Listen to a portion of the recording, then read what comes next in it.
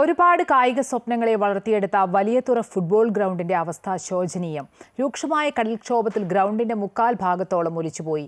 Football ground പൂർണ്ണമായും കടൽ കവരുമോ എന്ന ആശങ്കയിലാണ് വലിയതുറ നിവാസികൾ.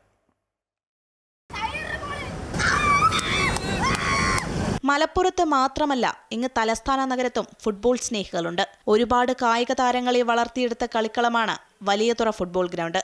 ഫുട്ബോൾ കളിക്കാനും മറ്റ് കായിക വിനോദങ്ങൾക്കുമൊപ്പം ഒത്തുചേരലിന്റെ വേദി കൂടിയായിരുന്നു ഈ വലിയതുറയിലെ കളിക്കളം. ഫുട്ബോൾ ഗ്രൗണ്ടിന്റെ മുക്കാൽ ഭാഗത്തോളം നിലവിൽ കടലെടുത്തു കഴിഞ്ഞു. കൂട്ടുകാർക്കൊപ്പം വൈകുന്നേരങ്ങൾ മനോഹരമാക്കിയ തങ്ങളുടെ കളിക്കളം ഇല്ലാതാകുമോ എന്ന ആശങ്കയിലാണ് കുട്ടി കായിക താരങ്ങൾ. നേരത്തെ നല്ല ഗ്രൗണ്ടായിരുന്നു, ഇപ്പൊ കടലെടുത്തപ്പോ നല്ലപോലെ കളിക്കാനൊന്നും പറ്റുന്നില്ല. നന്നായിട്ട് കളിക്കാനൊക്കെ പറ്റുമായിരുന്നു, ഇപ്പൊ ഒട്ടും പറ്റുന്നില്ല. പാടുണ്ട് നല്ലതാണ്. പണ്ട് ഇപ്പോൾ കാണുന്നതിലും ഇരട്ടിയിലധികം വലിപ്പമുണ്ടായിരുന്നു വലിയതുറയിലെ ഈ ഫുട്ബോൾ ഗ്രൗണ്ടിന്. കാലങ്ങളായി ഉണ്ടായ കടൽക്ഷോഭത്തിൽ ഇന്ന് ഈ കാണുന്ന സ്ഥിതിയിലേക്ക് ഫുട്ബോൾ ഗ്രൗണ്ട് മാറി. അവശേഷിക്കുന്നത് കൂടി കടൽ കവരുമോ എന്ന ആശങ്കയിലാണ് വലിയതുറയിലെ നിവാസികൾ. ലെവൻസ് കളിക്കുന്ന ഫുട്ബോൾ ഗ്രൗണ്ടായിരുന്നു.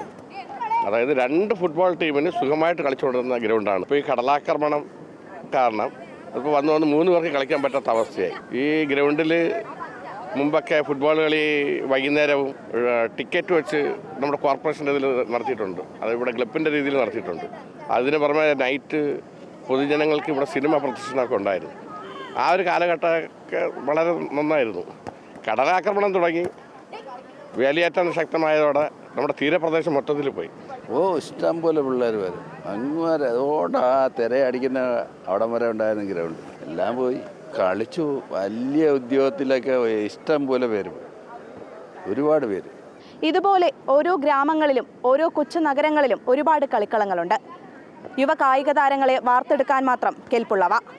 ഇവ സംരക്ഷിക്കപ്പെടേണ്ടത് ഒരു യുവതിയുടെ കൂടി ആവശ്യമാണ്. ക്യാമറാമാൻ രാജേഷ് താവലോടിനൊപ്പം ആതിര രാധാകൃഷ്ണൻ, അമൃത ന്യൂസ്, തിരുവനന്തപുരം.